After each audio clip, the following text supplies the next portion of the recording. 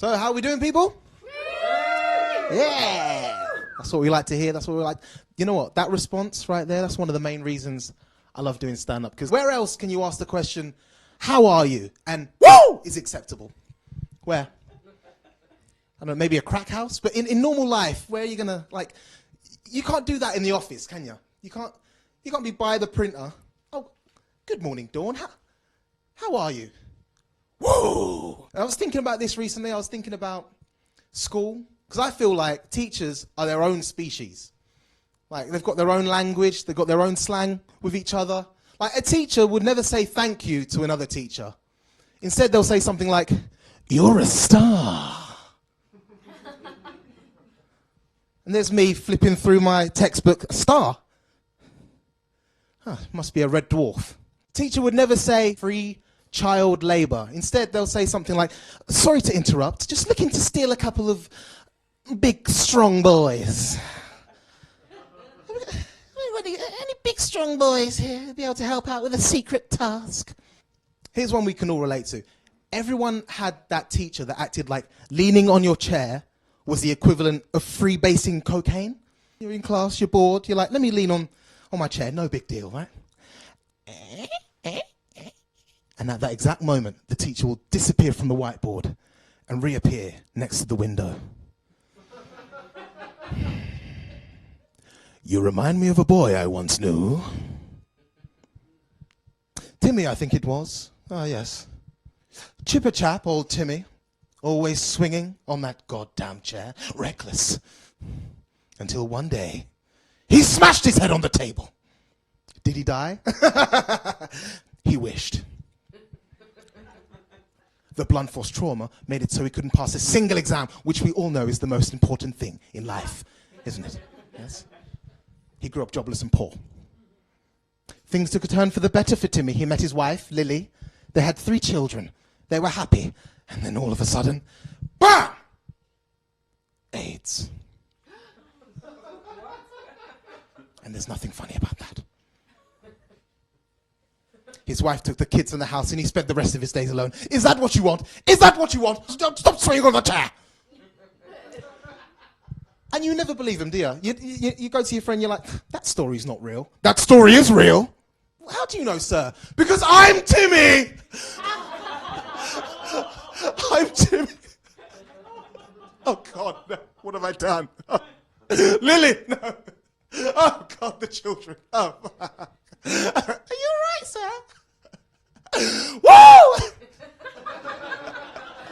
Woo!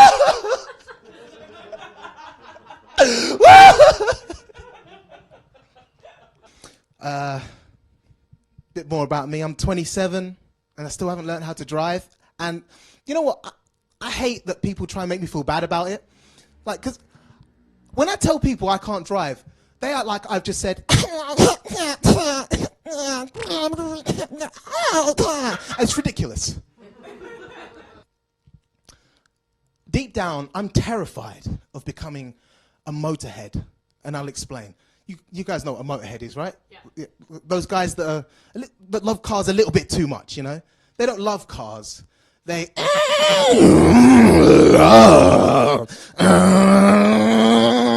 love cars.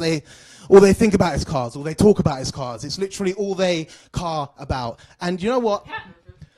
I don't respect it. You know? Don't know what it is. It freaks me out. Oddly sexual? Nah, keep that. Yeah? And I'll tell you something. There's at least one motorhead at every given workplace.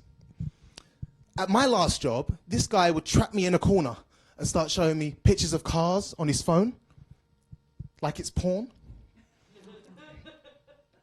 Talking all that sexual motorhead mumbo jumbo jive, but I don't know what any of those words mean. So to me, it just sounds like, oh, look at that car there. Look at that car. Oh. Right, see that car right there, right? That's the car I've got right now, right? Solid car. Don't get me wrong. Right? But that car there, now that's a car. That is a car. Look at that. Oh. Look at that car. Look at that bit of that car there. Oh. Look at the inside of that car. Oh, such a car. Such a car. I don't care. Well, I don't care what anyone says. I'm not becoming that guy. So the lessons can wait. So a bit more about me. I'm from Caribbean descent. Bomba Clan.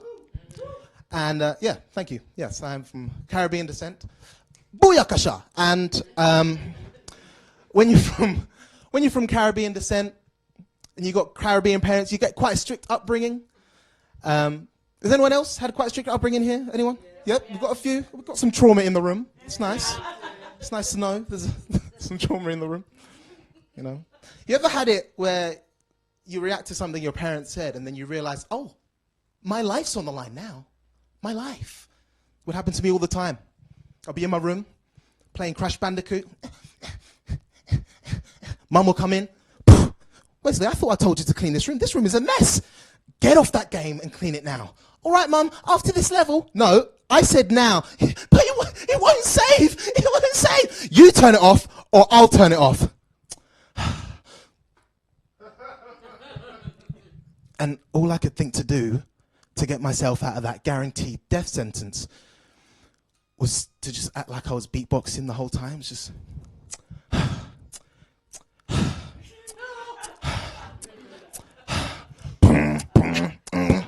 It's tidy up time. It's tidy up time. It's tidy up time. It's tidy up time. I love my mommy.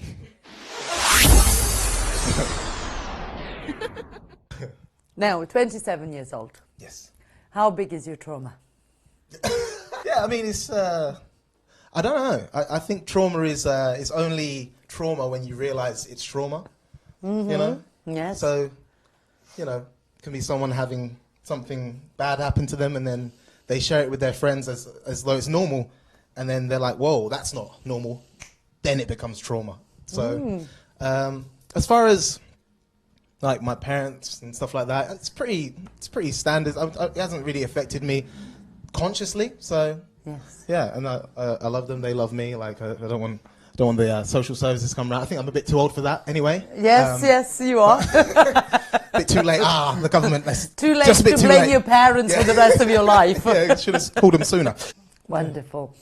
And if you were to change one thing about your inner dialogue throughout your long 20 and mature 27 years, what would you change right now? About my inner dialogue? Mm-hmm. I would say I would bring freedom into the equation earlier in my life, in terms of how I want to live my life and my purpose is thinking about it a lot earlier and thinking like, what is it? How is it that I want to spend every minute? Because in the beginning parts of my life, I wasn't really spending much time on that question. So, really asking myself like, what is it that brings me joy, and how can I really like position myself in a way that would allow me to be in that space as much as possible.